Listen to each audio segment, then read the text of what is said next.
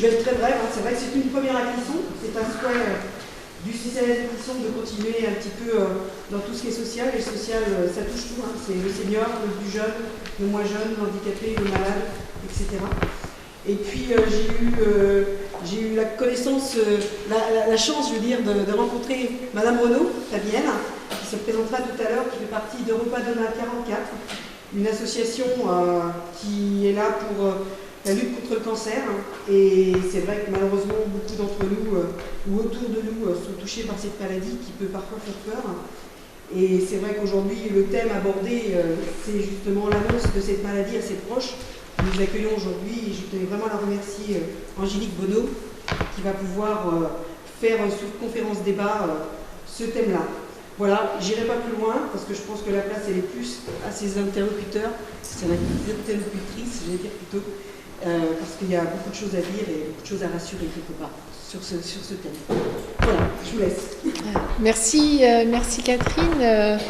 Merci de nous accueillir à Clisson, parce que pour nous, c'est important de se développer sur l'ensemble du territoire. C'est vrai que je pense les belles histoires se font à partir des belles rencontres, et je pense qu'on s'est rencontrés. Et c'est grâce à Isabelle que je voulais saluer aussi, donc Isabelle Thebault qui nous a permis de nous rencontrer, qui nous a mis en relation. Merci à la ville de Clisson de nous accueillir dans d'excellentes conditions, et du partenariat avec l'association Agir pour la maladie, parce que je pense que c'est un triptyque qui permet de vous présenter ce temps de rencontre aujourd'hui. Donc moi je m'appelle Fabienne Renaud, je suis responsable de la délégation Europa Donna 44.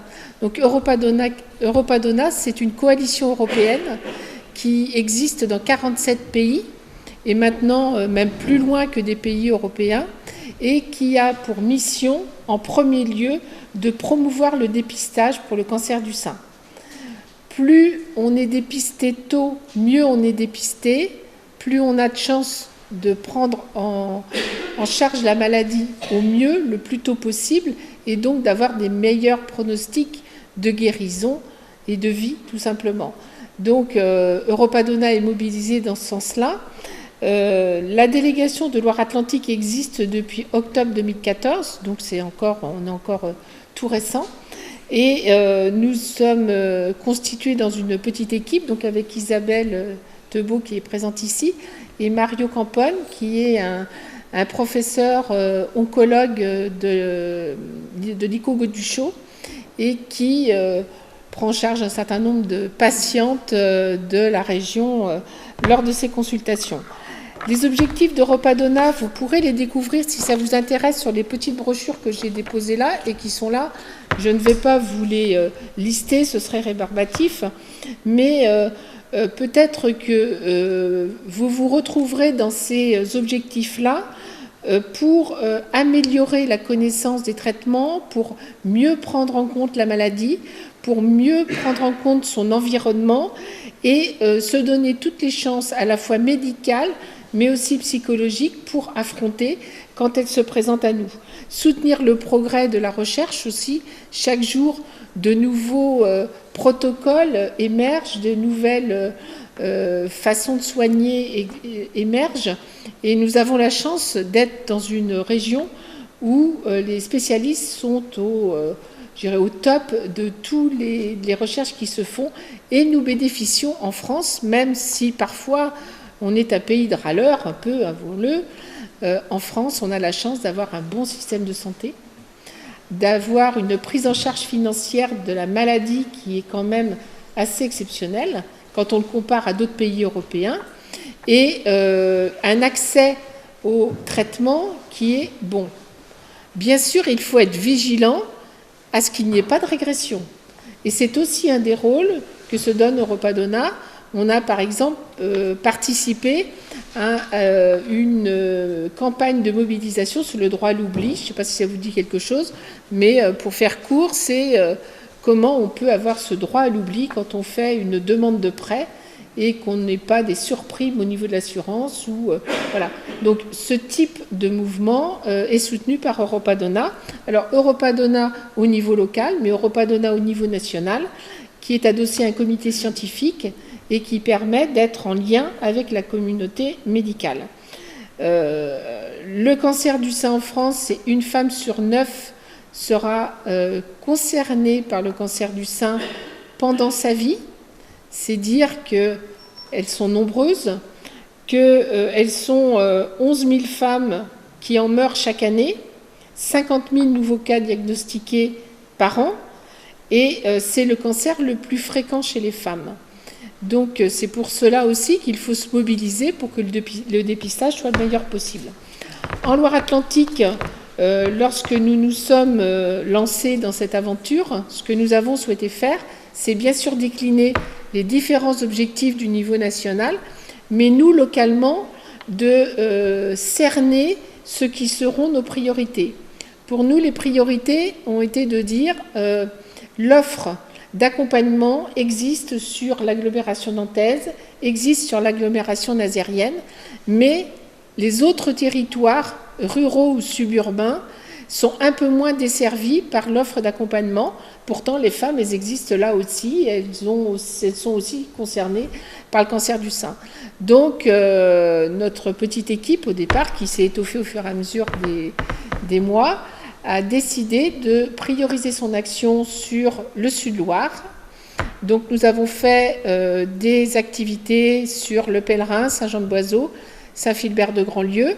Donc, ces activités, ce sont des rencontres comme aujourd'hui ou des rencontres thématiques. Nous avons organisé une rencontre, par exemple, sur l'alimentation, ou des rencontres sous forme de café-dona. Donc, ce sont des espaces de rencontre où on peut échanger, ou des marches, puisque l'activité sportive est importante à la fois dans la prévention, mais aussi au cours des traitements.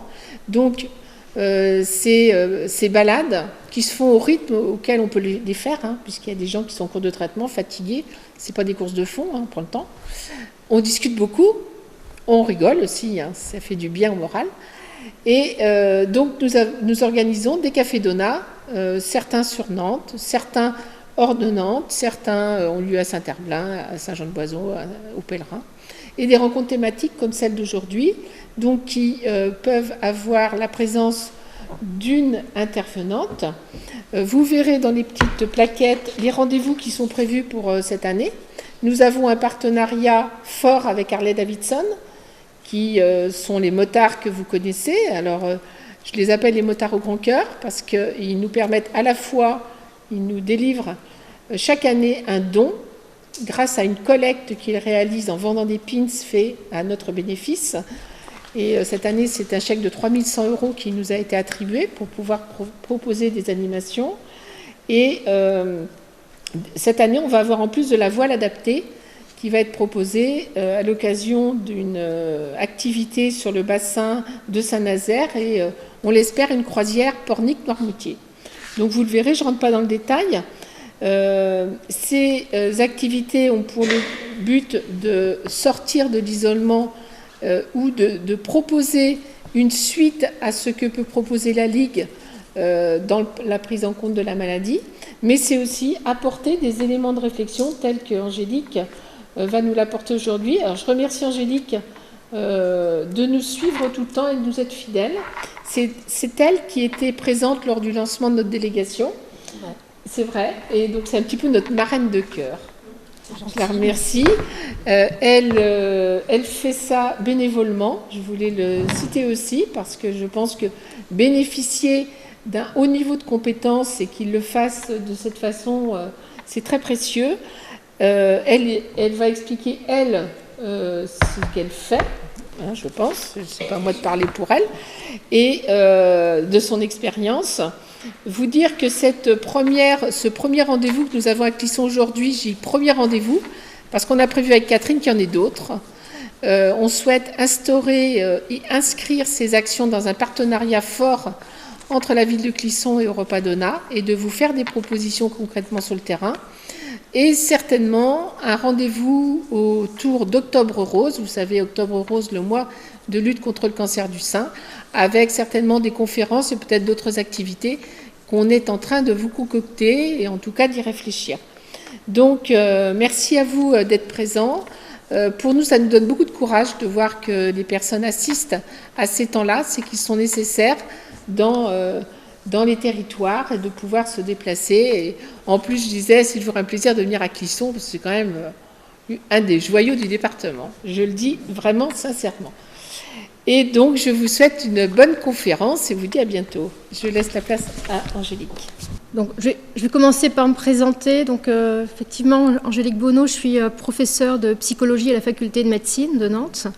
Je suis également psychologue clinicienne donc, à l'ICO, l'Institut de cancérologie de l'Ouest, et je coordonne ce qui s'appelle l'unité fonctionnelle de psycho-oncologie, c'est-à-dire l'unité qui rassemble les psychologues et les psychiatres, sachant que l'ICO, c'est à la fois le centre René Gauduchot sur Nantes et le centre Paul Papin à Angers. Voilà, donc j'ai différentes casquettes qui me permettent de porter différents regards aussi sur la maladie, puisque depuis plus de 20 ans, je suis dans le domaine de la cancérologie, à la fois du côté de l'enseignement, de la clinique et de la recherche. Tout à l'heure, il a été question de recherche, je fais juste une petite parenthèse, parce que c'est vrai que dans la région, nous avons aussi la chance d'avoir pu développer la recherche en psycho-oncologie. À quoi ça renvoie concrètement? En tout cas, nous, au sein de l'ICO, on s'intéresse à la qualité de vie des patients. Patients qui ont un cancer, qualité de vie pendant la maladie, les traitements, mais aussi après la maladie, et également qualité de vie des proches. Donc c'est important de le spécifier, parce qu'on sait combien la présence des proches est importante. Le rôle des proches est important, on va en parler aujourd'hui, c'est bien sûr la thématique de cette conférence. Voilà, donc nous avons cette possibilité de mener des travaux, des études sur cette qualité de vie, sur la façon dont les personnes malades et leurs proches font face à la maladie et surtout, on va dire, aux différentes conséquences de la maladie. Et pour revenir sur l'unité fonctionnelle de psycho-oncologie, voilà, sur Nantes, nous avons la chance d'avoir 5 psychologues et une psychiatre. Et bien sûr, nous accompagnons les patients, les patientes, mais aussi leurs proches lorsqu'il y a une demande. Alors, de qui parlons-nous lorsque nous parlons des proches ? Souvent du conjoint, de l'épouse, mais aussi des enfants, des petits-enfants, des amis. Voilà, donc aujourd'hui, il va être question de la place que peuvent jouer les proches dans l'accompagnement des personnes qui ont un cancer. Et notre point de départ, en tout cas la thématique qui a été proposée, est celle de l'annonce de la maladie cancéreuse aux proches.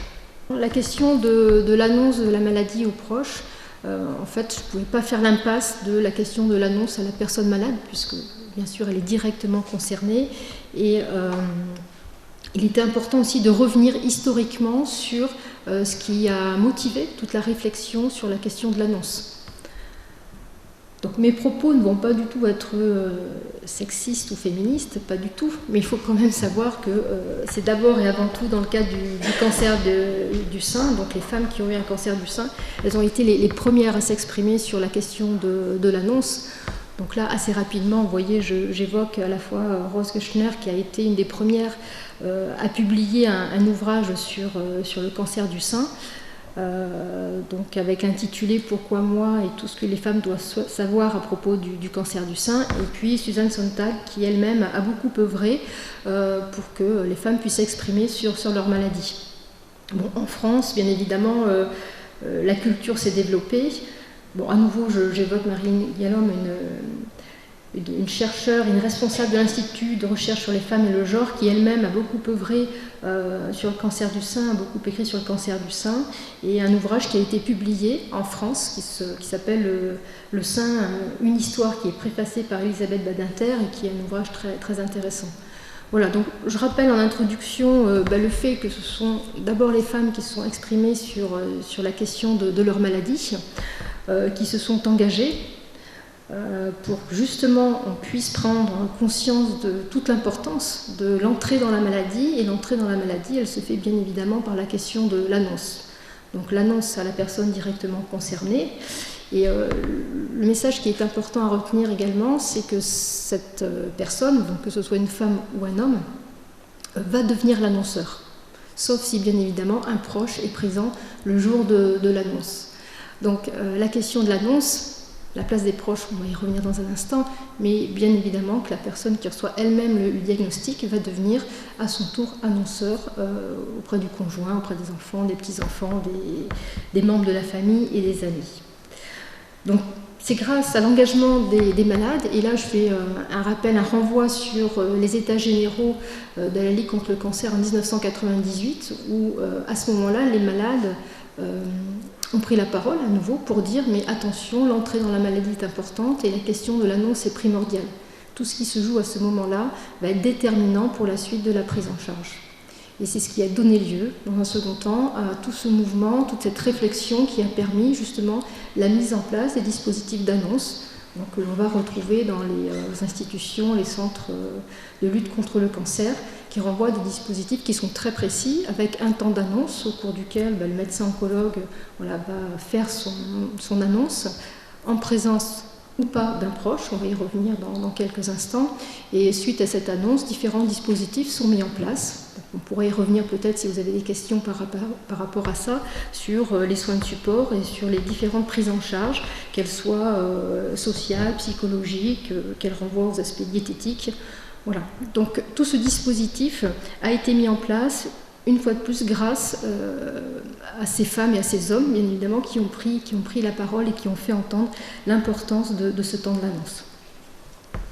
Alors, que se passe-t-il concrètement lors de l'annonce ? Moi, je ne vais pas revenir sur les aspects strictement médicaux, tout simplement parce que je ne suis pas médecin, je ne suis pas dans le cabinet de consultation du médecin, même si, bien évidemment, en tant que psychologue, souvent, ce sont des questions qui sont reprises, parce que lorsque les personnes sollicitent une aide psychologique, c'est aussi parce que l'annonce a pu être difficile, que ce soit pour le patient ou pour le proche. Donc là, ce que je vous propose, c'est qu'on s'arrête quelques instants sur ce qui se passe d'un point de vue psychique lors de ce temps d'annonce, et peut-être s'interroger aussi sur ce qui se passe du côté du proche, qu'il soit présent ou pas. Parce que la question qui se pose, c'est est-ce qu'il est important, intéressant, souhaitable qu'un proche soit présent à ce moment-là ? Et quel rôle va-t-il jouer ? Quelles vont être ses missions ? Et concrètement, qu'est-ce qu'il peut faire pour aider ? Alors ce que j'évoque là, sur ce qui peut se passer d'un point de vue psychique lors de l'annonce, c'est, je dirais, le résultat de travaux et d'expériences de différents psychologues, psychiatres durant des années dans le domaine de la cancérologie. Et donc ce qu'on a pu mettre en avant, ce qu'on a pu souligner, c'est que lors de l'annonce, même si dans certaines situations les personnes sont plus ou moins... alors on n'est jamais prêt à entendre un diagnostic de cancer, mais... peut-être ont déjà entendu ou se sont préparées dans le sens où elles se sont représentées que c'était possible qu'on leur annonce un cancer.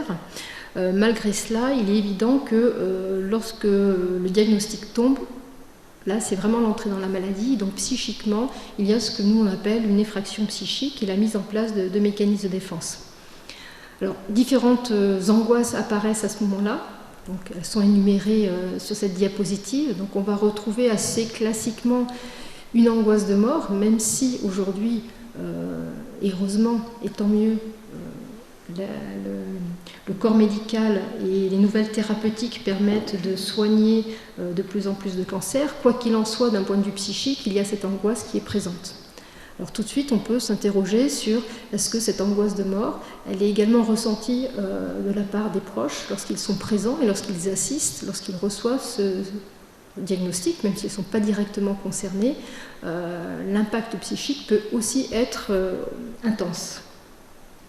Très rapidement, cette angoisse de mort, elle va se dissiper. Alors là, il n'y a pas de règle, elle va se dissiper en fonction des capacités psychiques à la fois de la personne concernée et des proches. Et ce qui est important, c'est bien évidemment que tous les éléments médicaux, thérapeutiques soient repris.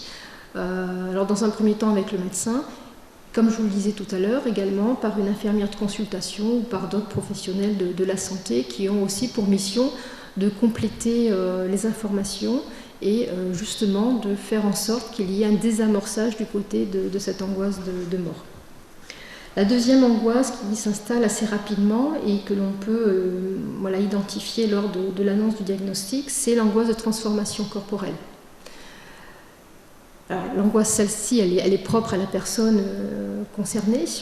Le proche, lui, s'interroge aussi par rapport à ça. Tout de suite, on a une représentation quand même de la maladie et de ses conséquences, parce que tout de suite, ce qui vient à l'esprit, ce sont les traitements et leurs effets secondaires.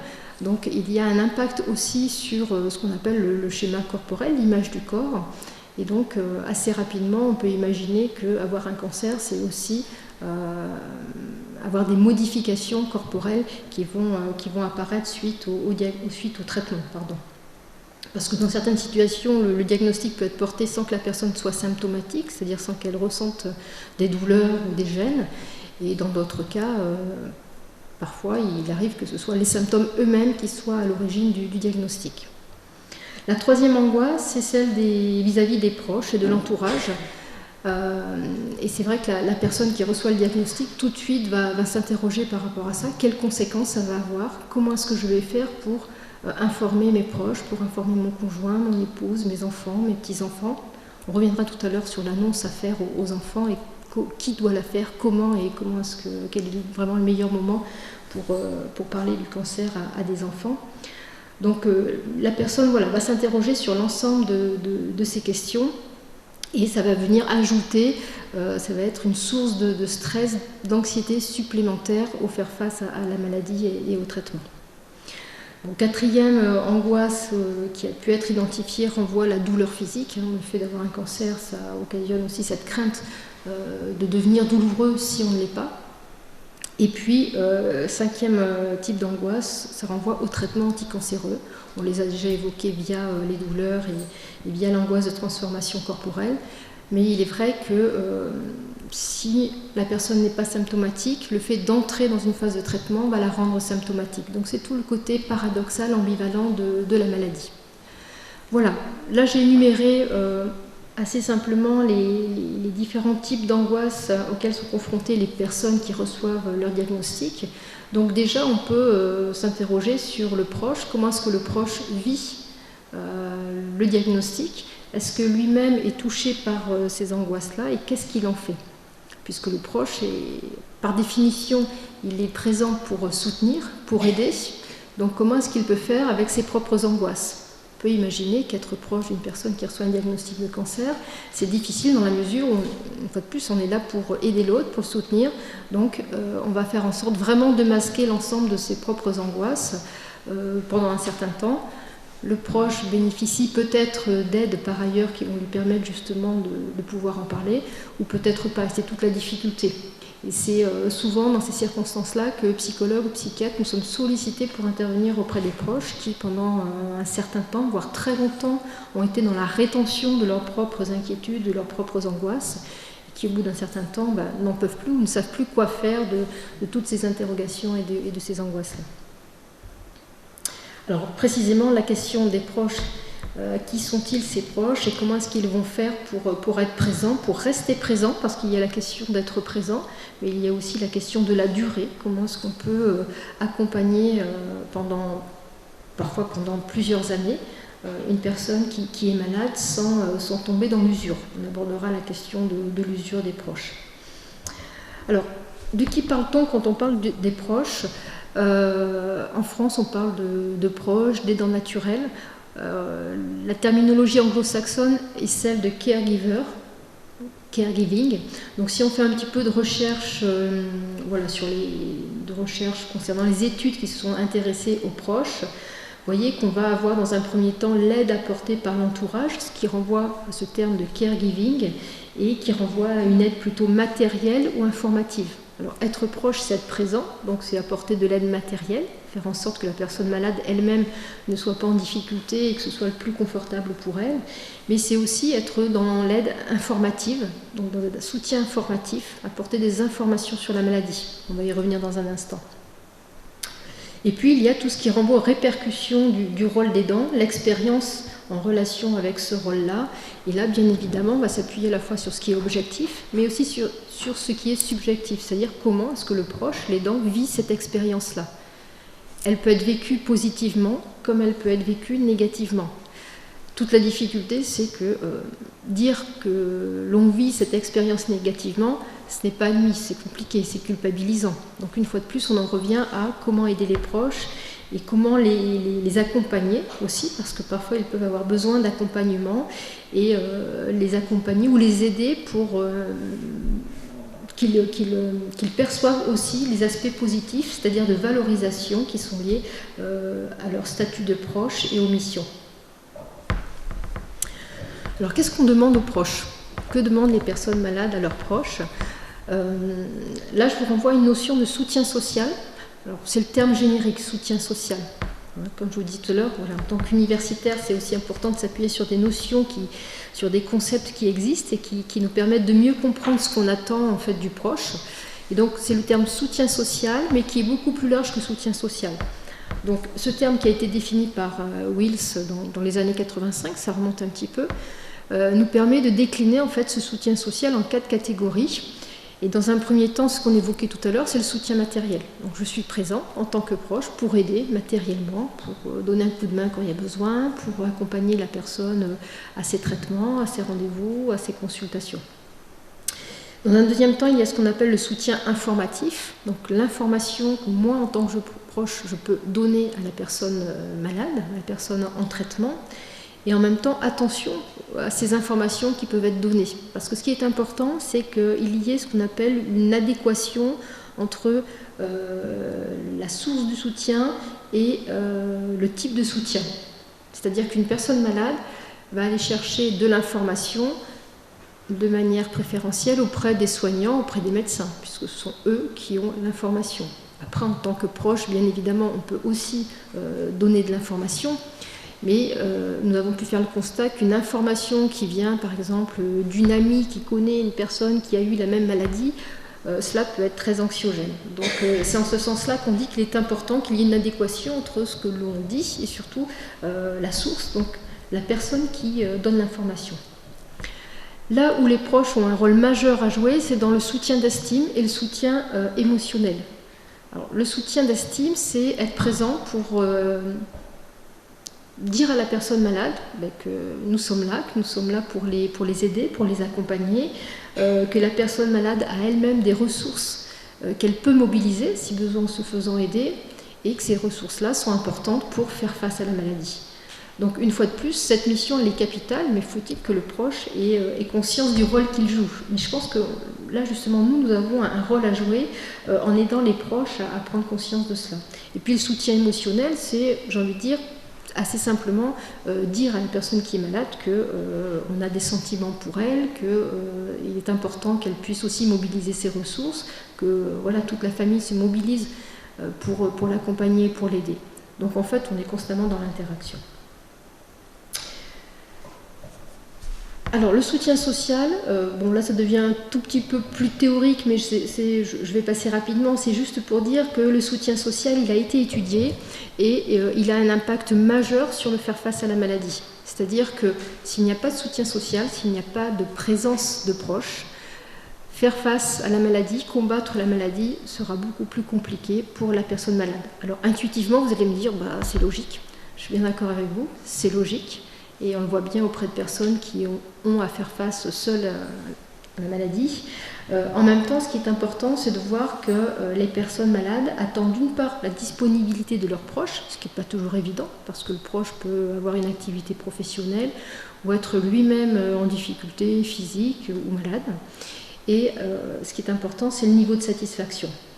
Donc, beaucoup d'études ont montré que la présence d'un proche a véritablement un impact bénéfique sur l'ajustement psychologique et physique, bien sûr, de la personne malade, puisque cette personne malade qui se sent soutenue, qui est dans la satisfaction de ce soutien, va être davantage observante. Être observante, ça veut dire quoi? Ça veut dire suivre son traitement, accepter le traitement et les effets secondaires, se rendre au rendez-vous. Donc le proche joue ce rôle qui est majeur.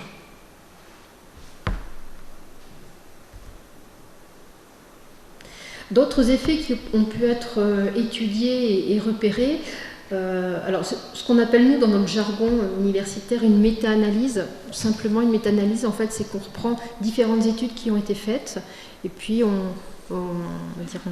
analyse les différents résultats. Donc, là, à nouveau, ces résultats vont dans le sens d'un soutien émotionnel qui est bénéfique et que les proches soient les amis, les membres de la famille ou les collègues. Donc on voit bien que le réseau il est important. Que la présence d'un proche a une action directe en renforçant le système immunitaire, ce qui peut interroger aussi. Mais si on se sent soutenu, si on se sent apprécié, aimé, effectivement on va mieux physiquement et psychologiquement. Donc il a été prouvé qu'il y a une action sur le système immunitaire et une action indirecte en facilitant l'observance thérapeutique et en privilégiant certaines stratégies de coping. Stratégie de coping, c'est comment est-ce que je fais face à la maladie, c'est-à-dire qu'est-ce que je mobilise pour m'ajuster à la maladie, me donner le maximum de chances de suivre mon traitement. Une autre notion qui est capitale dans le partage, dans l'interaction personne malade et proche, c'est ce qu'on appelle le partage social des émotions. Alors c'est Bernard Rimet qui a développé cette notion, c'est un professeur de psychologie belge. Et en fait, qu'est-ce que le partage social des émotions? C'est lorsqu'il nous arrive quelque chose, lorsqu'on a été observateur d'un accident de la route par exemple, on rentre à la maison, quelle est la première chose que l'on fait? On en parle. Voilà, on a tout simplement besoin de partager cette expérience, même si on a été simple observateur. C'est un besoin, c'est le besoin de l'être humain, il a cette capacité de parler, et surtout, au-delà de parler, c'est partager ses émotions. Dans le domaine de la cancérologie, le partage social des émotions est fondamental, aussi bien pour le patient que pour les proches. C'est pour cette raison qu'aujourd'hui, voilà, on fait en sorte de transmettre aussi ce message, comme quoi les proches ont besoin, ont envie, et c'est nécessaire pour eux d'être dans ce partage social des émotions. Donc on reviendra certainement sur la question du comment on peut aider les proches à partager leurs émotions. Et puis pour terminer, tout à l'heure j'évoquais le fait qu'on travaillait aussi dans le domaine de la recherche sur la qualité de vie des patients et des proches. Et là également, certaines études ont montré que ce soutien social va agir sur la qualité de vie du patient et sur la fatigue. Donc il y a une relation intense qui participe d'une bonne qualité de vie. Et puis, lorsqu'une relation conflictuelle au sein du couple ou entre la personne malade et le proche, cela peut prédire une moins bonne qualité de vie, bien évidemment, et ça peut impacter sur la fatigue. Alors, les difficultés des aidants. Parce que bien évidemment, une fois que l'on a dit tout ça, ça fait, l'aidant se sent missionné, ça peut paraître assez lourd à porter. Effectivement, l'aidant, le proche, peut être confronté à certaines difficultés de différentes natures. Alors, on va reprendre ce qu'on a évoqué tout à l'heure, c'est-à-dire les différents types de soutien. Donc, on a évoqué le soutien matériel, où là, l'aidant est plutôt dans le faire. Je suis là pour faire. Et rendre des services, être dans l'assistance. Et parfois, il arrive que le proche ait aussi ses propres limites, le fait d'être malade, on l'a évoqué tout à l'heure, ou une limite économique, c'est-à-dire je ne peux pas être présent tout le temps parce que tout simplement, j'ai une activité professionnelle que je dois assurer. Donc cela peut être à l'origine d'une certaine forme de culpabilité, donc je pense qu'on peut aussi aider le proche à ce niveau-là. C'est vrai que le proche, alors quand je dis le proche, c'est très générique, après chacun se reconnaîtra ou mettra le proche qu'il veut y mettre, mais je crois que c'est important qu'on puisse aussi accompagner les proches sur cette réalité-là, puisque face à une telle réalité, malheureusement, on n'a pas d'alternative. Le soutien informatif, tout à l'heure je disais qu'il était important qu'il n'y ait pas trop d'inadéquation entre ce soutien et le message qui est transmis. Ce qui est assez évident, en tout cas après nombreuses années passées en cancérologie, c'est que le proche, en ayant une information, il a un savoir, il détient un savoir. Et en ayant une information, ce savoir-là se transforme en pouvoir. Je donne un exemple concret. Quand une personne âgée, par exemple, est hospitalisée et prise en charge pour son cancer, donc il y a l'époux qui peut être présent, et puis il y a les enfants. Et donc, au sein de la famille, souvent on identifie quand même un enfant parce que c'est compliqué de multiplier les échanges et on aime bien, les soignants aiment bien avoir une personne bien identifiée dans la famille. Donc, on identifie cette personne à qui on va transmettre les informations. Et le fait de transmettre les informations, ça donne une certaine forme de pouvoir à cette personne, donc à cet enfant, qui devient lui-même l'informateur, donc il va transmettre. Et détenir ces informations n'est pas toujours chose aisée pour cette personne. Donc là, je crois qu'il est également important d'être attentif par rapport à ça et à l'information, à la façon dont cette information va être transmise. Donc ça renvoie aux questions qui se posent, c'est faire face à la charge traumatique d'une mauvaise nouvelle, comment est-ce qu'on peut faire, qu'est-ce qu'il faut dire, qu'est-ce qu'il ne faut pas dire, donc quelles sont les informations à filtrer, comment est-ce qu'on peut informer sans blesser et en même temps sans infantiliser non plus. Donc il faut toujours trouver le juste milieu, la bonne attitude, la bonne quantité d'informations, une information nécessaire mais pas trop anxiogène non plus. Soutien d'estime, on a parlé tout à l'heure, je vous ai dit que c'était rassurer le patient sur ses ressources et surtout sur ses capacités, parce qu'effectivement, avoir une maladie, être en traitement, c'est être dans la perte, alors pas toujours et pas systématiquement, mais c'est parfois être dans la perte, et donc le proche a aussi ce rôle-là, rassurer quant aux capacités qui seront toujours effectives. Malheureusement, il arrive que dans certaines circonstances, la situation se dégrade pour la personne malade et du coup, là, le proche, lui, il est bloqué dans cette réassurance, à moins d'être dans une fausse réassurance, ce qui le met en difficulté, parce que tout de suite se pose le dilemme, mais qu'est-ce que je peux dire? Comment est-ce que je peux soutenir? Je ne peux pas mentir en disant que ça va bien, continue de faire face, alors que la personne se dégrade. Donc là également, il peut y avoir naissance d'une certaine forme de culpabilité ou d'angoisse à l'idée de ne plus pouvoir soutenir la personne qui est malade. Et puis le soutien émotionnel, on l'a également évoqué tout à l'heure, c'est rassurer le patient sur les affects ressentis à son égard. Donc lui dire voilà ce que l'on ressent pour lui ou pour elle, sachant une fois de plus que c'est pas toujours évident pour un proche qui n'a peut-être pas l'habitude d'exprimer son ressenti, de dire à la personne ce qu'il ou elle ressent pour lui ou pour elle. Donc avec ce petit tableau qui récapitule les difficultés des aidants, on voit combien il est important aussi d'être à l'écoute de ces difficultés et à nouveau ça nous amène à réfléchir sur les aides que nous pouvons proposer aux aidants. Alors quel temps d'intervention pour les aidants? J'ai envie de dire tous les temps de la maladie, depuis l'annonce bien évidemment, dont il est question aujourd'hui, mais il n'y a pas une seule annonce, en fait il y a des annonces. Lorsqu'une personne a un cancer, bien évidemment qu'il y a l'entrée dans la maladie avec l'annonce du diagnostic, mais on sait très bien que ce sont des annonces qui vont se répéter tout au long de la prise en charge. L'annonce de résultats d'examen, l'annonce d'efficacité ou pas de traitement, de ligne de chimiothérapie, l'annonce d'une rémission, l'annonce d'une récidive.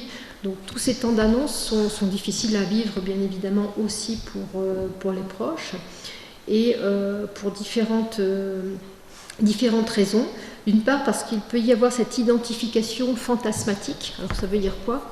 C'est un mot psy, mais ça veut dire que lorsqu'on est dans l'accompagnement et face à ce proche qui est malade, parfois on peut aussi se dire « et si c'était moi, comment est-ce que je réagirais ?» Donc ce qui n'aide pas, ce qui ne permet pas toujours de prendre de la distance et ce qui a pour conséquence que le proche peut aussi répondre à la place de la personne malade. Et c'est toute la difficulté de chercher à maintenir l'autonomie chez la personne malade et faire en sorte que le proche qui accompagne ne soit pas dans cette fusion avec la personne malade ou ne prenne pas sa place. Alors bien évidemment, c'est toujours pour aider, c'est toujours bienveillant, mais parfois on peut aussi renvoyer à la personne, au proche, qu'il faut faire attention à cet élément-là.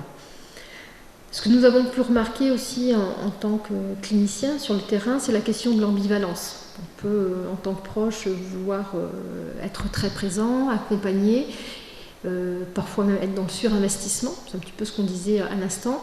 Et puis il y a d'autres moments, on est plutôt dans la distance, on prend beaucoup de distance parce que c'est trop insupportable, c'est trop difficile à gérer, donc il y a une forme de rejet qui peut être mise en place.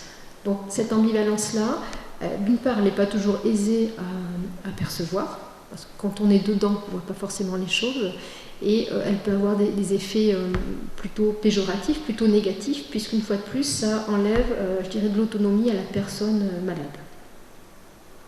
Autre difficulté que nous rapportent à la fois les patients eux-mêmes ou les proches, c'est le décalage de vécu et de sentiments. Je crois que là, c'est une des principales raisons pour lesquelles les psychologues peuvent être sollicités.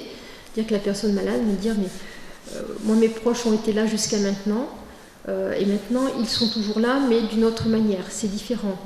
Je sens qu'ils prennent un peu de distance. Ben oui, parce que être très présent sur la durée, c'est pas forcément évident. Et je pense que le proche a aussi à prendre soin de lui, a aussi parfois à prendre de la distance avec la maladie et les conséquences. Donc à nouveau, c'est source de culpabilité. Donc une fois de plus, c'est peut-être à nous d'intervenir pour aider le proche et la personne malade par rapport à ce décalage qui peut être perçu. Bon, sentiment d'impuissance dans l'aide directe, là ça renvoie plutôt aux situations où les malades sont douloureuses, très douloureuses ou en grande souffrance. Le proche peut mal vivre cette situation parce qu'il ne peut pas directement intervenir en soulageant physiquement ou psychologiquement. Donc voilà, quand on fait le constat de l'ensemble on va dire de ces temps au cours desquels le proche est directement touché par la maladie, ça vient poser la question des réaménagements psychiques. Et donc là, une petite citation qui vaut aussi bien pour la personne malade que pour le proche, et qui soulève la question des traumatismes, en fait. Alors, il y a débat en cancérologie pour dire qu'il n'y a pas systématiquement de traumatisme chez la personne qui reçoit un diagnostic, il n'y en a pas systématiquement chez le proche, mais lorsqu'on parle de traumatisme, c'est vraiment, je dirais, en termes psychiques. Après, chacun, bien évidemment, va vivre à sa manière et avec une intensité différente ce diagnostic de cancer. Quoi qu'il en soit, ce que l'on retient de cette citation, c'est qu'il est important également de s'intéresser aux proches et de lui proposer un accompagnement. Alors, le concept, je voulais aborder le concept de fardeau et d'usure, non pas pour être pessimiste, parce que je terminerai sur une note optimiste, mais aussi parce que le regard du psychologue, de la psychologue, bien évidemment, c'est d'identifier ce qui ne va pas. On va identifier ce qui va, c'est-à-dire les ressources pour faire des propositions, on va dire, psychothérapeutiques, mais on identifie aussi ce qui ne va pas, ce qui peut mettre le proche en difficulté. Donc on va parler de stress, on va parler d'anxiété, on peut parler de dépression, et surtout, ce qui est intéressant, c'est de voir que le proche est parfois un co-patient qui s'ignore. Qu'est-ce que cela veut dire ? Le proche peut être fatigué, il peut être déprimé, parce qu'il est proche, parce qu'il est dans l'accompagnement. Alors déjà, il faut accepter cette idée-là, ce qui n'est pas toujours évident, bien évidemment. Et il va s'ignorer parce qu'il n'a pas le temps. Il n'a pas le temps de prendre soin de lui, il n'a pas le temps de se consacrer du temps, justement. Donc il peut adopter parfois des comportements de santé qui ne sont pas toujours très sains. Et ce qui renvoie à une notion qui a été étudiée, à la fois en cancérologie et dans le domaine des maladies neurologiques, où le proche joue une place très importante. On parle d'ailleurs de proximologie, c'est peut-être un terme que vous connaissez. Et donc là, vous voyez que le fardeau de l'aidant englobe le nombre de tâches effectuées, la restriction des contacts sociaux, la détérioration de la santé physique ou mentale, les sentiments subjectifs du stress ou de contraintes liées à l'expérience d'aide. Donc il y a d'un côté ce qui est objectif concrètement dans le quotidien, donc c'est en relation directe avec la maladie, les traitements et les incapacités du patient. Et puis ce qui est de l'ordre du subjectif, c'est la façon dont le proche se perçoit en tant que proche aidant, et effectivement, est-ce qu'il a encore les ressources ou pas pour accompagner la personne dans le faire face à la maladie. Alors c'est vrai que nous en France, on a plutôt choisi le terme d'usure que de fardeau, parce que fardeau c'est connoté péjorativement. Voilà. Et l'intention, une fois de plus, est toujours positive, c'est-à-dire toujours d'être là pour aider. Du coup, sur le terrain, concrètement, la question qui se pose, c'est celle de la prévention de l'usure. Donc la prévention des proches, pour nous, est importante, elle est à développer, puisqu'on voit que l'usure, c'est un processus dynamique de détérioration. La personne, le proche, il est affaibli par le quotidien, on vient de le voir, par les tâches objectives, mais aussi par la perception subjective plutôt négative de cette situation, et donc ça peut aboutir à cet épuisement. Donc très concrètement dans l'accompagnement des proches, ce que l'on fait, c'est aider la personne à reconnaître qu'elle peut être usée, qu'elle peut être fatiguée, parce qu'il y a des éléments objectifs qui viennent le dire, que cette personne peut se considérer à un moment donné comme un copatient, c'est-à-dire qu'elle est elle-même malade parfois, et la conséquence, c'est qu'il peut y avoir une forme d'agressivité dans la relation personne malade-proche. Cela peut se transformer dans une relation agressive parce que le proche est usé, parce qu'il est fatigué. Forcément, la communication est beaucoup plus difficile.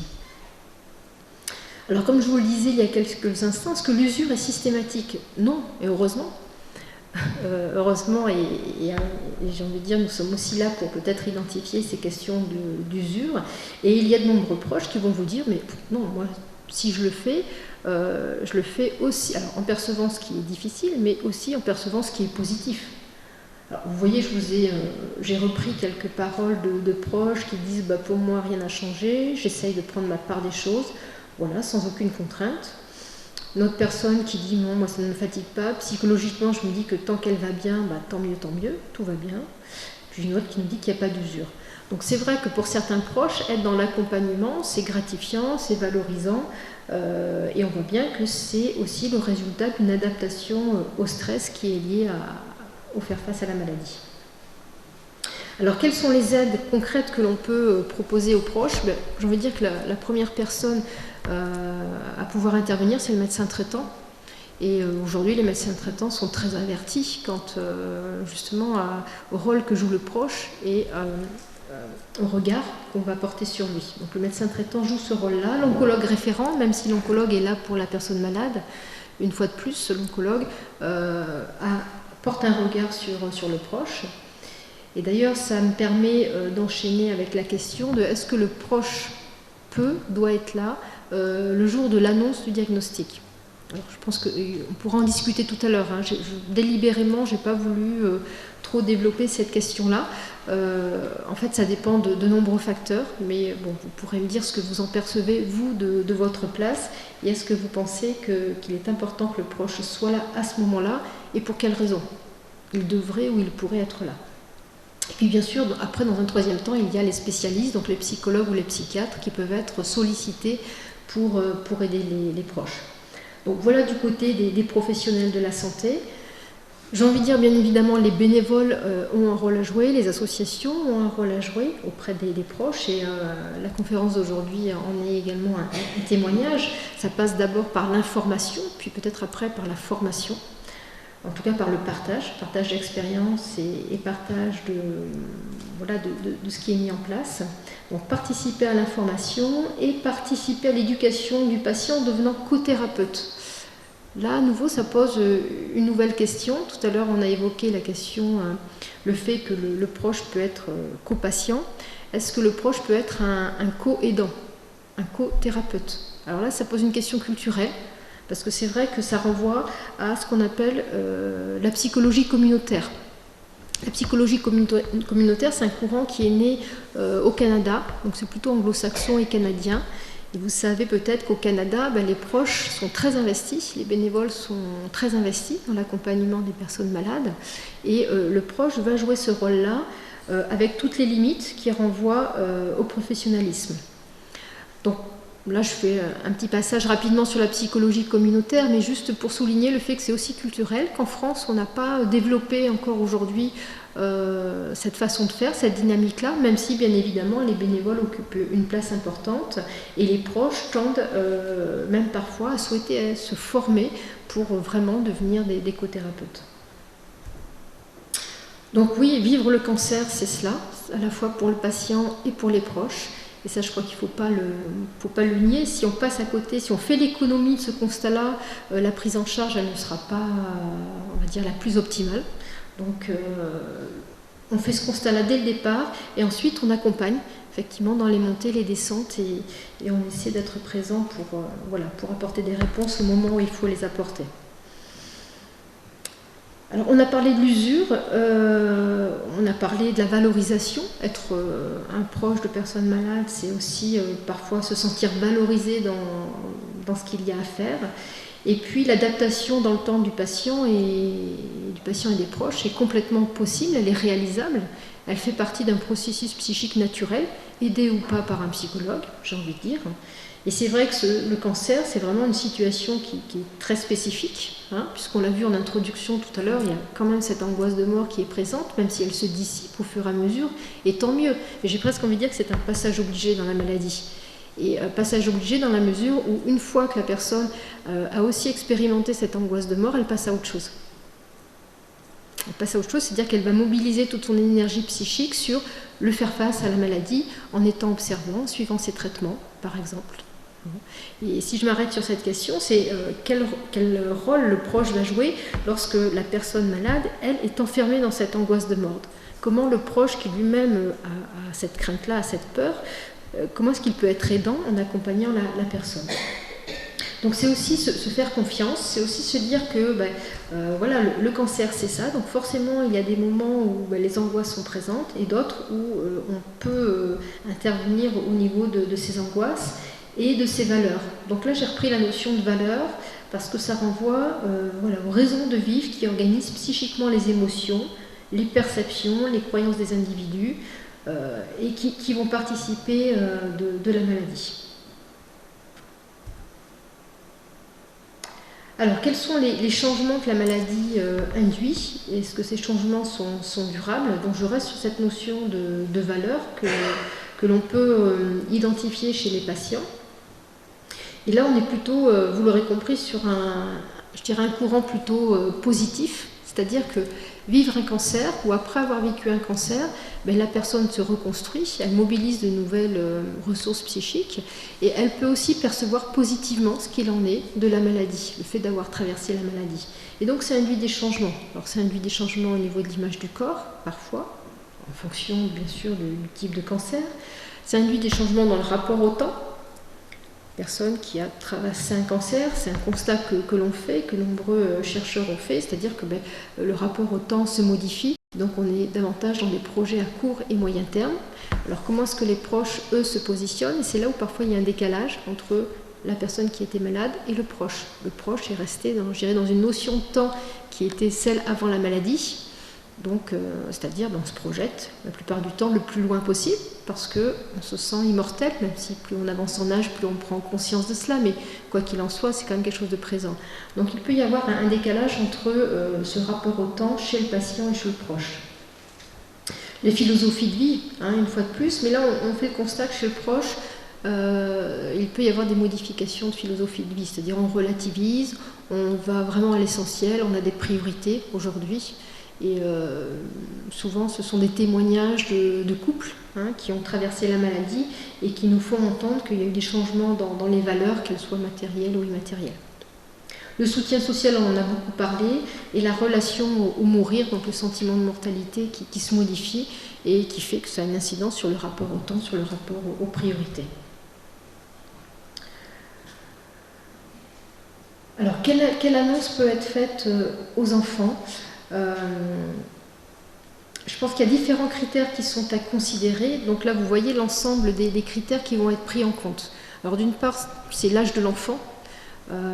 Avant 6-7 ans, 5-6 ans aujourd'hui, parce que les enfants sont plus, non pas qu'ils soient plus matures aujourd'hui, mais ils sont confrontés à plus de violence, à l'idée de la mort, aux images de la mort.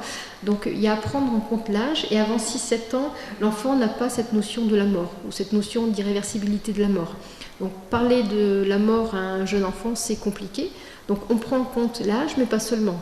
Vous voyez qu'on va prendre aussi en compte, bien sûr, le lien de parenté avec la personne malade. Si c'est le parent qui est malade, bien sûr c'est compliqué. Si c'est un grand-parent, ça reste compliqué, mais l'impact sera différent. Donc on prend en compte bien sûr le lien de parenté. Les expériences de maladie de l'enfant. Est-ce qu'il a déjà eu à vivre les maladies dans sa famille? Ou la maladie du chat ou du chien, ou voilà, j'ai envie de dire des personnes ou des animaux de compagnie qui entourent l'enfant. Les expériences de mort également, est-ce que l'enfant a déjà été confronté à la mort d'un membre de sa famille, ou est-ce qu'il en a déjà entendu parler, peut-être à l'école, autour de lui, la mort d'un papa, d'une maman. Bon, on va vraiment essayer d'explorer l'ensemble de ces dimensions. Et puis après, d'un point de vue plus psychologique, c'est quelles sont les ressources psychologiques personnelles de l'enfant. Donc là, on va voir si effectivement il a une compréhension de la situation, qu'est-ce qu'il mobilise comme ressources psychiques lorsqu'il est confronté à une situation difficile, non pas comme celle de la maladie ou de la mort, puisque là on vient pour justement apporter une réponse, mais s'il a eu à vivre d'autres expériences de vie, qu'est-ce qu'il a pu mobiliser comme ressources? Et puis, dernière ressource, bien sûr, ce sont les ressources familiales de l'enfant. Donc les 3 questions qui se posent, d'une part, c'est qui va annoncer la maladie à l'enfant? Comment on va lui annoncer? Concrètement, le comment, c'est à la fois le contexte, le lieu, le moment, et qu'est-ce qu'on va annoncer, jusqu'où on va aller dans l'information, donc quoi annoncer, quand annoncer et qui annonce. Alors là, je n'ai pas de réponse toute faite, parce que tout va dépendre de l'âge de l'enfant. Si c'est un enfant en bas âge et si c'est un de ses parents qui est malade, souvent c'est le parent qui souhaite lui-même donner l'information. Et bien évidemment, ce sont des moments qui sont très lourds émotionnellement, qui sont très intenses. Donc lorsqu'on vient nous solliciter pour avoir des conseils entre guillemets ou un avis sur la façon dont on va annoncer un diagnostic à un enfant, nous sommes vraiment très vigilants sur le moment qui va être choisi. C'est-à-dire pas le soir avant de coucher, vous allez me dire c'est évident, mais parfois malheureusement il n'y a pas de moment qui peut être choisi. Les mots qui vont être employés auprès de cet enfant, alors une fois de plus tout dépend de son âge, et jusqu'où on va dans l'information. Donc, la dernière fois, je me souviens d'une dame, une quarantaine d'années, qui venait d'apprendre son diagnostic de cancer et qui est venue me voir pour ses deux adolescentes et qui ne trouvait pas le moment. Et qui me dit, bon, on va peut-être leur annoncer, là on prend la voiture, on descend dans le sud, on va passer une semaine de vacances, on va peut-être leur annoncer dans la voiture. Bon, c'était peut-être pas le moment, c'était pas le meilleur moment. Et la question, c'était jusqu'où on va dans l'information. Alors, ce sont préados et des ados, donc a priori capables d'entendre, 11 ans et 14 ans. Mais qu'est-ce qu'elles sont capables d'entendre, sachant que cette dame avait aussi perdu sa maman d'un cancer du sein plusieurs années auparavant. Donc, ces deux jeunes filles, préados et ados, avaient déjà eu une expérience de maladie, une expérience de mort. Et là, elle se rendait en vacances donc chez le grand-père, auprès duquel certainement il aurait été question de la maladie. Donc voilà, j'ai pas de réponse toute faite à cette question-là, parce que bien évidemment, on va prendre en compte l'ensemble de ces critères et l'ensemble de ces facteurs, et donc on apportera une réponse la plus, on va dire, ajustée à la situation de la personne. Donc le proche, lui effectivement, est-ce qu'il doit être présent? Quelles sont les informations qu'il reçoit à ce moment-là? Que fait-il de ces informations? Et comment est-ce qu'il va les transmettre ensuite? Comment est-ce qu'il va les assimiler? Comment est-ce qu'il va les digérer, pour prendre un terme un peu générique? Et voilà, sans que ça impacte trop négativement à la fois sur sa santé physique, sur sa santé psychologique.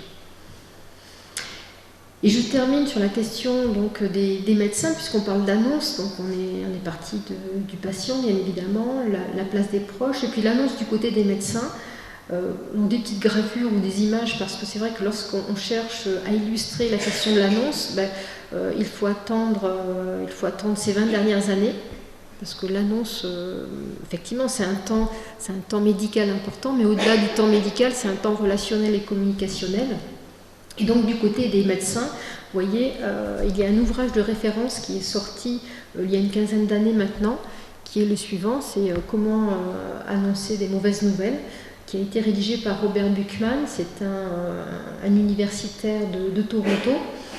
Donc la traduction de cet ouvrage, c'est S'asseoir pour parler, donc l'art de communiquer de mauvaises nouvelles aux malades. Donc c'est tout un art, effectivement, il y a une façon de faire. Il n'y a pas de bonne façon d'annoncer, mais certainement qu'on peut éviter les mauvaises façons d'annoncer. Donc ça, c'est important. Et cet ouvrage que j'ai lu, parce que je me suis basée sur cet ouvrage pour mettre en place des consultations d'annonces de cancer auprès des étudiants de 5e année de médecine. Pendant 10 ans, avec le docteur Suppiot, nous avons mené cette expérience-là, avec des comédiens. Et donc c'était intéressant parce que donc j'ai à mon actif 2200 consultations d'annonces. Alors vous allez me dire ce sont des étudiants, mais ça nous a permis, nous, vraiment d'être à l'écoute des difficultés qu'il y a tant du côté du patient, du médecin et du proche. Et qu'est-ce qui se passe dans cette triangulation, dans cette relation médecin, patient, proche, lors de ce moment de l'annonce? Et c'est vrai que en allant voir du côté des médecins, on voit que les médecins, d'une part, ils ont leur propre stress à annoncer ce diagnostic, donc ils ont peur aussi de leurs propres émotions, de les exprimer ou surtout de ne pas les exprimer, parce qu'il ne faut pas les exprimer. En tout cas, il ne faut pas, c'est une injonction qui est là. Comment est-ce qu'ils vont faire pour gérer l'émotion du patient, mais aussi du proche? Donc ce proche, est-ce qu'il est un allié, ou est-ce qu'au contraire, il est une tierce personne qui vient compliquer la consultation d'annonce? Donc c'est intéressant de voir comment le médecin lui fait avec le patient et le proche. toutes les difficultés liées aux questions difficiles du patient, mais aussi du proche. Parfois, le patient peut ne pas vouloir tout savoir, et le proche à côté peut vouloir savoir. Il peut, dans le non-verbal, aussi faire des signes, si, allez-y, continuez, ou stop, on n'en dit pas plus. Donc c'est vrai que l'articulation, la triangulation n'est pas toujours évidente. Et puis, bon, respecter les limites psychologiques du patient, mais je pense que ça, c'est valable aussi pour les proches, effectivement. Quelles sont les limites psychologiques du proche et qu'est-ce que l'on en fait ? Voilà, donc je termine sur les médecins pour dire que du côté des médecins, il y a cette question de la régulation émotionnelle. Comment est-ce qu'ils vont s'y prendre à la fois pour satisfaire leurs patients qui, eux, peuvent avoir des attentes du côté de l'expression des émotions du médecin, c'est-à-dire être présent, être dans l'empathie, parler des émotions du patient et adopter une attitude rassurante. Et en même temps, s'ajuster, en dire suffisamment, mais ne pas trop en dire non plus pour ne pas être anxiogène. Donc ce moment de l'annonce et cette articulation patient-proche, bien sûr il y a le médecin mais patient-proche, est très délicate, elle est propre à chacun, je crois qu'il n'y a pas de réponse toute faite, c'est pour ça que dans un second temps on va pouvoir échanger ensemble, et je vais essayer à mon niveau de répondre à vos questions, mais on voit bien que le proche aujourd'hui il a un rôle à jouer, il est très important, en tout cas on attend beaucoup de choses de lui, peut-être parfois trop, c'est ce qui peut le mettre en difficulté.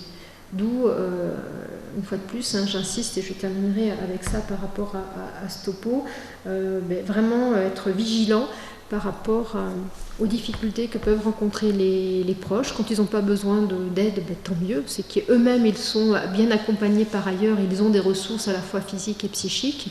Mais je crois qu'on a aussi tout intérêt à être à l'écoute tant du patient que des proches.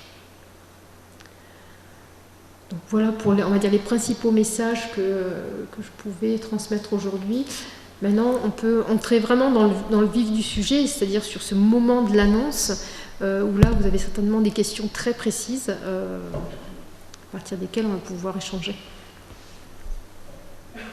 Merci Angélique. Vous allez vous dire que vous allez continuer à parler. Pas de problème.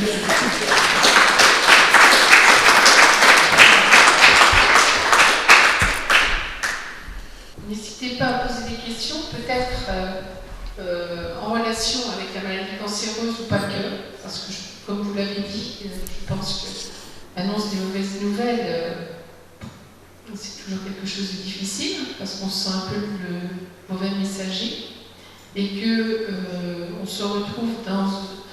Le processus de l'annonce a beaucoup évolué. Moi, j'étais malade il y a 10 ans, c'était pas aussi abouti. L'annonce, moi j'en garde pas du tout un bon souvenir. Je pense que ça a beaucoup progressé, que le corps médical s'en est emparé. Mais en fin de compte, on se retrouve dans la posture où la personne à qui on l'a annoncé se doit de devenir l'annonceur. Donc il faut déjà digérer, comme vous l'avez dit, sa propre annonce, et ensuite pouvoir le faire. Je ne sais pas s'il y a des gens qui se sont trouvés dans cette configuration. Moi je vais peut-être juste témoigner sur mon cas. Quand ça m'est arrivé, donc j'ai appris que j'avais un cancer. Donc, déjà, c'était quelques jours avant Noël, je me faisais opérer. Et je ne me sentais pas capable de l'annoncer à mes enfants. Je ne savais pas comment faire. Il fallait que je le fasse et je ne savais pas comment faire. Et du coup, moi, j'ai appelé une psychologue de l'hôpital qui est venue me voir, on a échangé. Et ça m'a permis d'être beaucoup plus sereine sur la façon de le faire. Ça n'a jamais été quelque chose de très facile, mais je me sentais mieux outillée. Donc je pense qu'effectivement, il y a des professionnels à l'hôpital. Moi, j'ai été opérée dans une clinique privée, j'ai été soignée par l'hôpital après, mais ça m'a permis de mettre un peu de distance et de trouver une méthode où je me sentais moins seule. Je pense que c'est pour ça que je souhaite vous faire intervenir, parce que je pense que ça aide et on a besoin d'être soutenu quand on est malade, parce qu'on a déjà sa maladie à gérer et qu'en plus il faut gérer la relation et les réactions des autres. Donc je ne sais pas si c'est arrivé à d'autres, si des gens veulent témoigner, mais la façon dont on l'apprend aussi aux autres définit la façon dont on va, compte beaucoup, je pense, dans la façon dont on va se soigner soi-même. Parce que de la façon dont on le dit, les gens vont se mobiliser ou pas, mais on se sent plus costaud, je dirais, plus outillé pour le faire. Et il y a des professionnels, enfin je pense à À Goduchot, par exemple, il y avait un professeur, le professeur Besançon, qui était psychiatre. Moi, je suis souvent allée le voir, il m'a beaucoup aidée. Et je pense que ça permettait aussi d'avoir une expression auprès d'un professionnel. Et je disais souvent, tout ce que je vous dis à vous, au moins, vous êtes payé pour... C'était même pas vrai. Pour l'entendre, alors que sinon, on décharge toute son émotion sur son entourage. Je pense que c'est aussi l'utilité d'avoir une médecine qui soit plurielle et qui puisse prendre en compte des aspects de soins de la maladie et puis après tout le reste qu'il faut gérer aussi en plus. Donc voilà, je voulais témoigner parce que moi ça m'a été inutile et je pense à mon entourage aussi.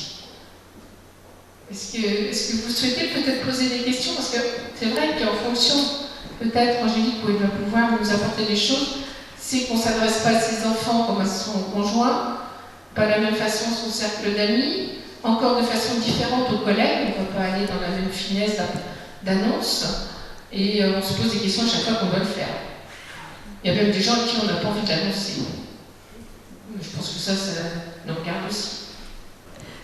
Peut-être revenir sur la question de la présence du proche au moment de l'annonce. C'est vrai que ces derniers temps, vous l'avez dit Fabienne, donc le dispositif a considérablement évolué au cours de ces dernières années, puisque, comme je l'ai dit en introduction tout à l'heure, voilà, la parole a vraiment circulé et le corps médical a été très attentif pour mettre en place ce dispositif, parfois peut-être un peu trop justement technique, avec différents temps, donc bon, les choses vont s'assouplir aussi avec l'expérience et le temps, et à un moment donné se pose la question de le proche. Alors après c'est à la personne aussi qui va recevoir le diagnostic, c'est à elle de choisir le proche. Est-ce que c'est le conjoint, est-ce que c'est une sœur, une amie, bon, après ça appartient à la personne, mais certains médecins sont demandeurs et souhaitent que la personne soit accompagnée. Pourquoi? Parce que là, une fois de plus, les études l'ont montré, à partir du moment où le diagnostic tombe, la personne peut être, on l'a vu tout à l'heure, chacun va prendre ça à différents degrés en termes d'effraction psychique, mais la personne peut être complètement sidérée et donc n'entend plus rien des informations qui vont suivre.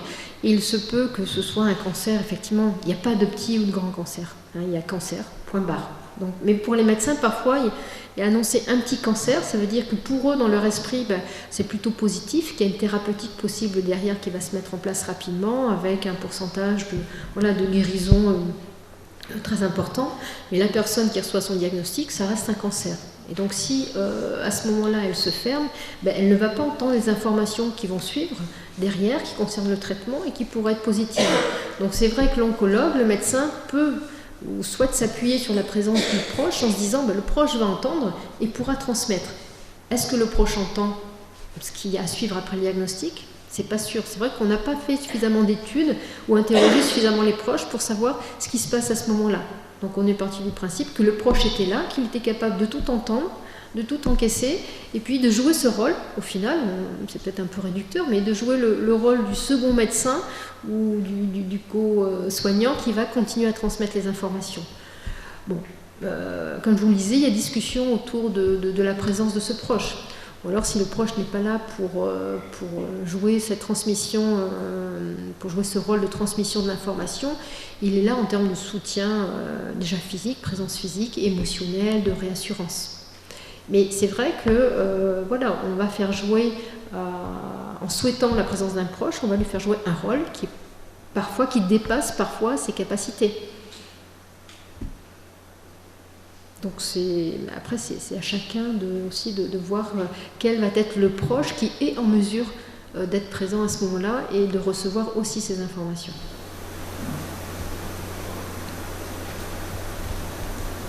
Est-ce que ça ne dépend pas d'abord de la volonté justement du patient, de la personne qui est malade, de dire si elle souhaite un proche ou non? Bien sûr, il y a des patients qui ne souhaitent absolument pas être accompagnés et qui ne vont pas souhaiter non plus en parler tout de suite. Alors, là, tout de suite me vient à l'esprit un patient que j'ai vu il y a peu de temps, qui a reçu son diagnostic la veille de départ en vacances. Et il a dit, c'est impossible d'en parler à mon épouse et à mes enfants assez jeunes, les ados. Je pars en vacances avec ça. Il part en vacances avec ça, 1 mois de vacances, il rentre, il continue à ne pas dire, et puis au bout d'un moment, il passait un examen, donc là il est obligé, donc la veille à 21h, il dit à son épouse, demain je passe tel examen. Donc là l'épouse, très surprise, découvre. Et il s'avère que cet homme, je le vois donc quasiment 9 mois après, parce que le fait d'avoir été dans la rétention, alors ça va au-delà de la présence d'un proche, parce que là c'est dans la rétention de l'information pour protéger sa famille, mais il a tellement pris sur lui, et puis il se disait que de toute façon en vacances, il fallait qu'il masque vraiment tous les signes qui pouvaient laisser entendre qu'il n'était pas bien, et aujourd'hui il va assez mal.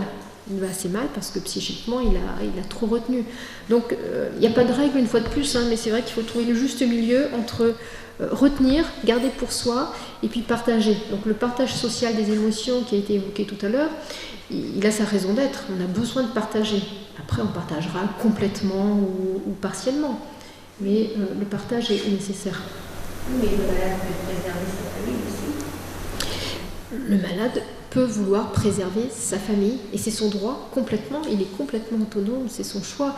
Donc ça, nous on n'a pas notre mot à dire. On est juste là pour dire attention, parfois il y a préserver sa famille et être dans la rétention vraiment, ne pas dire pour protéger. Mais garder tout pour soi, c'est aussi c'est compliqué, c'est lourd. Et sur la durée, ça peut avoir des effets. Oui, aujourd'hui, l'aide, elle vient des professionnels qui sont sollicités, mais lorsque nous sommes sollicités, malheureusement, c'est parfois déjà, c'est pas trop tard. Mais l'effet temps, peut être péjoratif. Donc, après, je ne suis pas en train de dire que dès l'annonce, la personne doit tout dire à ses proches, c'est pas ça. Une fois de plus, c'est trouver la juste façon de faire pour chacun. Est-ce que l'annonce est faite, par exemple, par le professionnel, si quelqu'un est tout seul, par exemple, qui n'a pas de proches, etc. L'annonce, elle est faite, par exemple, c'est une transfert, c'est quand même. Bien sûr, oui. Il y a ce temps de consultation d'annonce, que le patient, la patiente soit seul ou accompagné, l'annonce va se faire. Après, je pense qu'après c'est aussi médecin dépendant. Il y en a qui sont très, très avertis, très à l'écoute de ça, d'autres un peu moins. Le patient est là, il reçoit son diagnostic. Et après, comme on le disait tout à l'heure, aujourd'hui le dispositif veut qu'il y ait une consultation infirmière, alors soit dans la foulée, soit à distance, c'est variable en fonction des centres, et puis des consultations avec différents professionnels des soins de support. Donc, mais ne serait-ce que la consultation infirmière va permettre de reprendre les informations, ne serait-ce qu'à titre déjà informationnel, et puis après ensuite au niveau émotionnel. Donc c'est vrai que le dispositif il a évolué de telle manière qu'aujourd'hui on prend en compte vraiment la façon dont la personne réagit et a-t-elle besoin dans l'immédiateté ou à distance d'avoir un soutien psychologique ou autre. Vous parlez aussi de différentes annonces. Il y a l'annonce de la maladie, puis il y a l'annonce d'autres étapes. Moi, personnellement, par exemple, c'est pas l'annonce de la maladie qui m'a le plus traumatisée, c'est l'annonce du protocole. Parce qu'en fin de compte, je m'étais mise dans ma tête, ça va être un petit truc. Puis quand on m'a annoncé le parcours, c'était plus dur. Je vois par exemple les annonces de récidive. Alors au Pas-de-Nard, on a des femmes qui sont à différents temps de la maladie, on s'aperçoit que les temps ne sont pas vécus par tout le monde de la même façon. Et on ne peut pas l'anticiper, ça. Enfin, je veux dire, on ne sait pas. Quand on est malade, on ne sait pas comment on va réagir à l'annonce. Donc, c'est une surprise à chaque fois. Oui, la surprise, elle est tant du côté de la personne qui a à le vivre que de la famille, que d'un professionnel. Parfois, on peut accompagner une personne et puis être étonné de sa réaction, effectivement. Soit l'annonce d'une mauvaise nouvelle, alors elle va mobiliser d'autres sources. Mais une fois de plus, il n'y a pas de règle. C'est vraiment une maladie où on avance au jour le jour, étape par étape. Et bon, après, nous, les professionnels, sommes là pour... les études aussi sont là pour qu'on puisse identifier, on va dire, des prédicteurs de certaines formes de réaction. Mais après, au-delà de ça, c'est vraiment au cas par cas. Et comme on l'a dit, il n'y a pas une annonce, mais des annonces. Donc, une fois de plus, on va prendre en compte la façon dont la personne est accompagnée. Ce qui est important aussi pour nous, côté psychologique, c'est les événements antérieurs, les événements de vie antérieurs. Comment est-ce que la personne, déjà, est-ce qu'il y a eu un cumul d'événements de vie?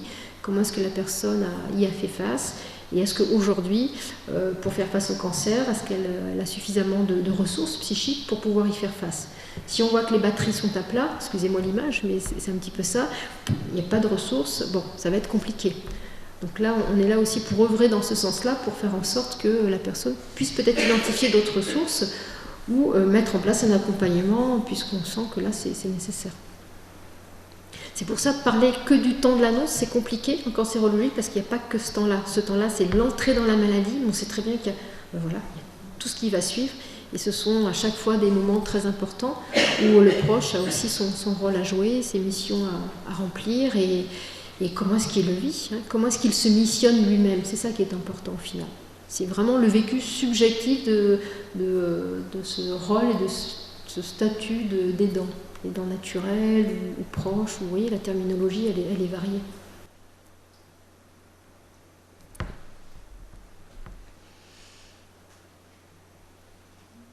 On dit parfois qu'il est plus dur de gérer ses proches que sa propre maladie. Qu'est-ce que j'en pense? Il y a un envahissement, parce qu'il peut y avoir un envahissement aussi de l'hôpital, d'avoir 40 coups de fil de ses amis, de la famille, c'est vrai que ça devient vite invivable.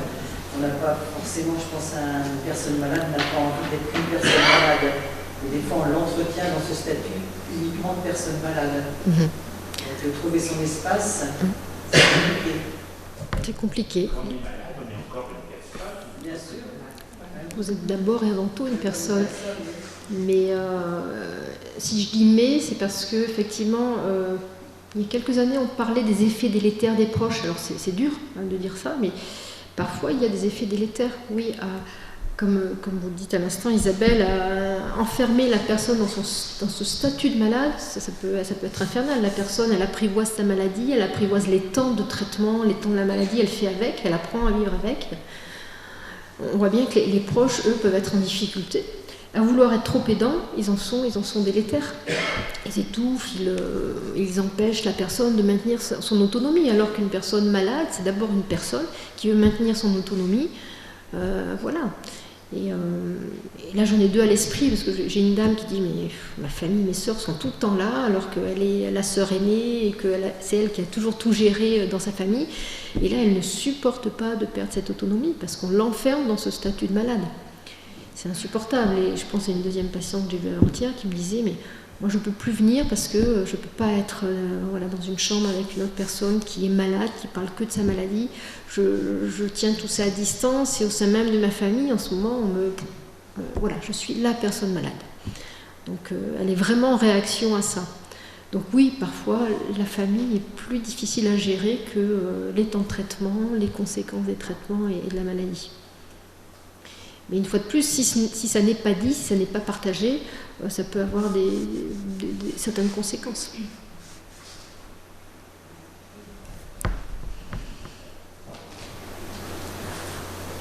peut y avoir une certaine souffrance des gens qui ne se sentent pas de la personne malade. Par la personne malade elle-même, la personne malade qui tient à distance. Après, pour quelle raison la personne malade tient ces personnes à distance? Parce qu'on peut, ce qu'on disait à l'instant, hein, soit dans la surprésence, le surinvestissement, on étouffe sans le voir, la personne malade, on l'enferme dans un statut de malade. Bon, une fois de plus, si ça n'est pas parlé, on ne pourra pas résoudre le problème ou le conflit. D'autres questions? Je rencontre assez souvent le cas de personnes qui viennent me voir dans le cadre du travail et qui, les grands-parents notamment, les grands-parents, donc qui, quand une grand-mère par exemple lui annonce un cancer, qui va annoncer, est-ce que c'est elle-même qui annonce aux petits-enfants, est-ce que c'est la fille ou le fils, est-ce que c'est le parent qui doit annoncer directement? C'est vrai que je trouve que ça suscite beaucoup de questions et c'est pas toujours simple. Je dirais qui a la main, qui est le plus légitime à annoncer à ce moment-là. Oui, voilà. Il n'y a pas de réponse toute faite. Moi, j'ai quand même envie de dire, alors quand il s'agit d'enfants, je dirais le parent. Mais après, si le grand-parent est très présent et Et parfois les personnes malades le disent elles-mêmes, hein, je veux que ça vienne de moi, je ne veux pas que ce soit quelqu'un d'autre qui emploie des mots qui ne correspondent pas à la façon dont je perçois la maladie, même pour mon petit-fils ou ma petite-fille. Donc je dirais que le premier critère, c'est l'entente au sein même de la famille. Si c'est la grand-mère, je pense que la grand-mère... et en même temps, tout à l'heure on posait la question qui, moi ma réponse ce serait de dire la personne qui annonce devrait être, hein, on met beaucoup de conditionnels, la personne qui sera aussi en mesure de rassurer et d'être présente. Si c'est une grand-mère qu'on ne voit pas souvent, et bon, c'est compliqué. L'enfant, il peut aussi pouvoir avoir envie de poser ses questions. Quand elles viennent, c'est vrai que chez un enfant, c'est compliqué, ça ne vient jamais quand on s'y attend. Hein, voilà, au moment où on fait les courses, ça arrive comme ça tombe. Donc il faut que ce soit aussi une personne qui soit présente et qui soit en mesure d'en parler assez facilement. Tout à l'heure, quand j'évoquais ressources familiales de l'enfant, si la maladie tue dans la famille, ça va être compliqué. Donc bon, il n'y a pas de règle, mais en tout cas, c'est important que ce soit discuté. Et si on vient nous poser la question, la réponse, ce serait de dire déjà, est-ce que vous parlez aisément de la maladie entre vous? Et alors après, je continue sur... Continuez. Il y a le cas aussi où ce sont des mamans assez jeunes qui sont concernées par la maladie, avec des grands-mères, enfin des mamans, leurs mamans très investies auprès des enfants à ce moment-là, parce que justement, il faut pouvoir libérer. Et des fois, les enfants sont plus souvent gardés par les grands-mères, et justement, l'information et les enfants peuvent solliciter plus facilement les manies, ils ne sont pas concernés. Donc c'est très compliqué, je trouve, quand il y a plusieurs générations. Oui. Comme ça, Et là, d'autant plus que l'enfant peut ne pas vouloir ennuyer sa maman avec ses questions. Voilà. Donc il ne va pas aller vers elle, il va aller soit vers papa, soit vers papy, mamie. Donc effectivement, à ce moment-là, on pourrait se dire, c'est davantage à la grand-mère d'annoncer. Moi, je sais qu'en tant que mère, si j'étais malade demain, j'aimerais que ça vienne de moi et pas de ma mère. Mais comme quoi, c'est un positionnement très personnel, ce qui n'empêche pas à l'enfant d'aller poser ou pas les questions. Mais c'est vrai que quand la question se pose, c'est que déjà on sent qu'il peut y avoir souci. Donc on va identifier qui joue quel rôle, comment, et surtout comment la communication circule au sein de la famille. Je pense d'ailleurs qu'il peut y avoir un risque, c'est de bousculer les rôles dans la famille. Moi j'étais un petit peu confrontée, ça que mes filles devenaient ma mère. Vous voyez ce que je veux dire? Je dis, c'est pas parce que je suis malade que je suis plus votre mère. Donc je ne vais peut-être plus faire la même chose pendant un moment donné. Mais je pense que c'est aussi un risque, c'est que les grands-mères deviennent les mères. En tant que malade, je pense que c'est compliqué, hein, mais c'est garder le rôle que l'on a, en se faisant aider, etc. Mais ça, on n'en prend pas conscience tout de suite. C'est-à-dire, je me souviens d'une fois où je dis, je me suis un peu énervée, mais elle me rappelle de temps en temps déjà.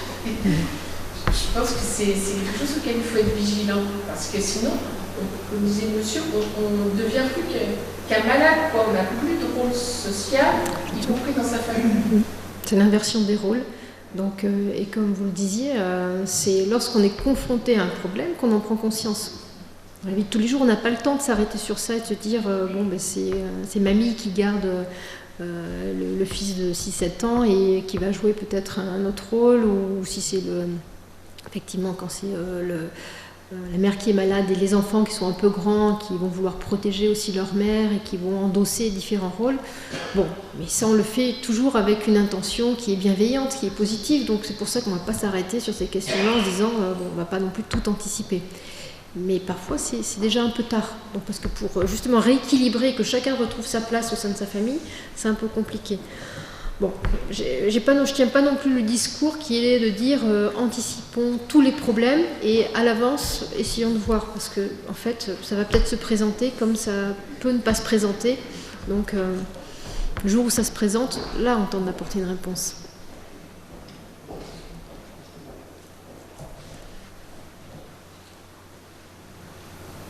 Il y a aussi le moment les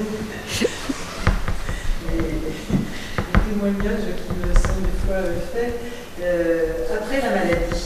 Après la maladie, on sait très bien que une personne qui a été malade, dans sa tête, reste avec une menace durable, en tout cas pendant un certain temps.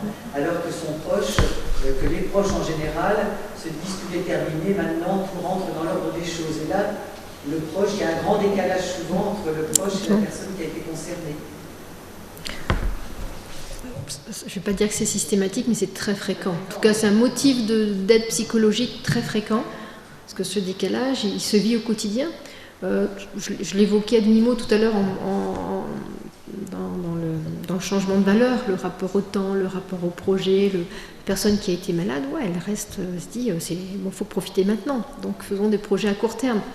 Le proche qui, lui, a repris, je dirais, son rythme qu'il avait avant la maladie, il est dans autre chose.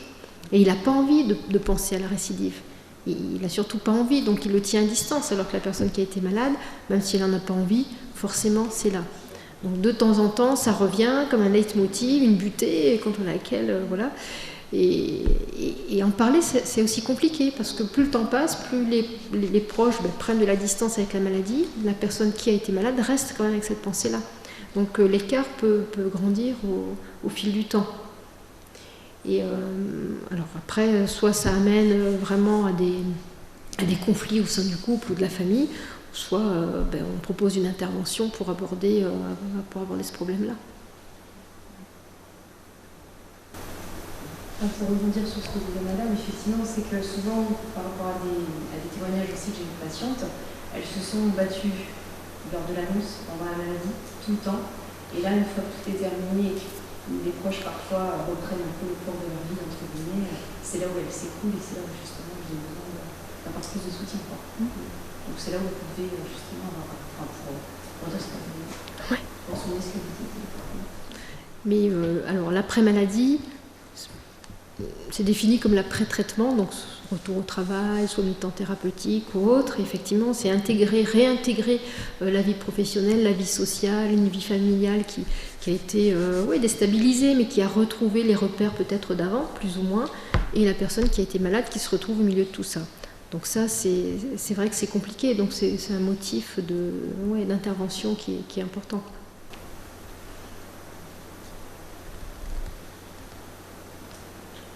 Vos interventions auprès des patients sont longues, courtes en termes de prise en charge. Il y a, j'imagine, un certain nombre d'interventions qui sont des fois très courtes. Il suffit de voir la personne une ou deux fois parce que c'est un petit peu la hantise des fois quand on propose de rencontrer les psychologues, on a l'impression qu'on va rentrer dans un processus très long. Il y a quand même pas mal d'images et de représentations, alors qu'en fait ça peut être, ne serait-ce qu'un entretien, peut désamorcer un problème. Complètement, Isabelle, ça peut être très court, tout dépend du problème. Et même je me souviens pour une question de deuil, parce qu'on peut voir les proches, donc on voit les proches, vous l'avez compris. Alors bon, là c'est un peu moins, c'est moins positif parce que je parle de deuil, mais on peut aussi voir les proches après le décès de la personne. Et ça peut être une fois ou deux fois. Donc pas plus. C'est vrai que le psy, alors en plus nous sommes dans une institution, nous avons de plus en plus de demandes d'intervention, donc je vous ai dit tout à l'heure, on est 5 psychos, ça doit représenter 3,5 temps plein, ce qui n'est pas énorme au regard du nombre de patients qui sont traités au centre. Mais voilà, de plus en plus de demandes, donc on ne peut pas s'engager non plus sur la durée. Donc c'est vrai qu'au sein même de l'institution, on voit les patients 2, 3, 4 fois. Alors exceptionnellement, il y a des suivis. On a tous quelques patients que l'on suit plus d'un an ou même des proches. Mais voilà, on peut aussi être efficace en 1 ou 2 interventions. Donc c'est vrai, vous avez raison, c'est important de lever aussi cette représentation. On se dit, aller voir un psy, c'est compliqué, ça va m'embarquer sur X années de... Voilà, alors que pas toujours, ça peut, mais pas toujours. Et pour la personne qui a vraiment une difficulté, dont on sait qu'elle pourrait travailler avec un psychologue et qui a des freins, je pense notamment, moi je vois souvent, c'est les maris dont les femmes se plaignent qu'ils sont fermés comme des huîtres, ils ne parlent pas, ils ne se livrent pas alors qu'ils encaissent un certain nombre de choses. Qu'est-ce qu'on pourrait en termes d'arguments développer pour leur dire qu'ils peuvent se faire aider? Alors, le constat est que les hommes vont moins voir les psys que les femmes, mais ça, c'est lié à l'éducation et c'est lié au fait capacité à pouvoir partager, partage social des émotions. Voilà, ça c'est un constat. Après, c'est vrai que nous, en France, alors, le collectif existe, mais on l'a pas plus développé que ça. Il y a des groupes de parole, il y a des groupes d'échange, mais pas plus que ça. C'est vrai que dans les pays anglo-saxons, on est plus habitué au collectif et les hommes vont plus facilement justement dans des groupes de partage d'expérience. Voilà. L'argument magique, il n'existe pas parce que là, c'est vraiment lié à la personne qui a envie de partager ou pas. Moi, je ne l'ai pas trouvé. C'est vraiment, il faut avoir le déclic. Même une personne qui se sent prête ou apte à se faire aider, c'est jamais évident. Voilà, ça va arriver un moment, pas forcément au moment où on s'y attendait. Mais donc là, je sèche un peu, Isabelle. On peut se dire que quand on va voir un psy, on va pas voir un psy pour revenir sur son enfance et tout ça. C'est un psy dans le cadre d'une prise en charge d'un cancer, on va parler de la maladie, de ce qui se passe ici et maintenant. Alors c'est peut-être là où la représentation de la psychanalyse, qui est encore très prégnante en France, peut induire certains blocages. Mais non, on vient parler de ce qui se passe maintenant. Comment est-ce que je fais avec ma maladie? Comment est-ce que j'en parle? Comment est-ce qu'on désamorce certains blocages? Et une consultation psy peut aussi avoir cet effet-là. En fait, on joue un rôle de médiateur. Alors voilà, on joue sur les leviers de la communication, mais on vient lever certains obstacles. Merci à vous. Merci. Merci tous vos apports et puis vos disponibilités pour Europe Anona. Merci à vous.